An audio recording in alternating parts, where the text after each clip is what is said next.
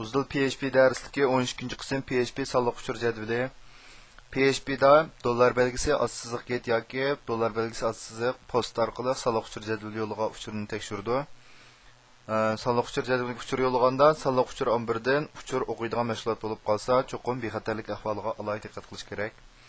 Mulozimatda sonliq uçur jadvalini tekshirishning eng yaxshi usuli sonliq uçurni betning o'ziga yo'llab bir taraf qilish. O'xshamagan betlararo uçur yo'llaganiga qaraganda xatolik bo'lgan o'rinlarni texnik oson bayqagan bo'ladi. Ammo get bilan post usuli haqida keyingi soatlik darsimizda tafsil to'xtalamiz. Tövəndə PHP sonliq uçur jadvaliniki oddiy ulgu misolini ko'rib baxsaq. Masalan, bu HTML mavjudida ma form mayadan meyagich araliqda buniki 6 post odatda buniki bu sonliq uçur jadvali mayada aniqlanmadik. Anakin bu yerda ism bir kirgizgich belgiladik. Anakin bu yeshi deganga bir kirgizgich belgilab ma ikki sonliq uçurning qiymatini welcome php degan PHP o'ziga yo'lladik.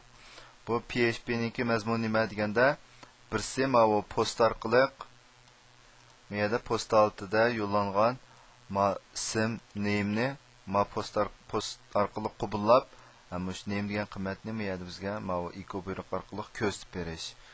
Anadagi ostida masalan sizning yoshingiz meyada age deb meyada yosh qiymatni ko'rsatib berishni iborat. Masalan, bu misol qarasak meyada ism deganga Mardan deb yozsam, yoshim 26 uçurni yo'llagandan keyin bu yerda qarshi olamiz Mardan, sizning yoshingiz 26 yosh degan uçurni ko'rsatib beradi.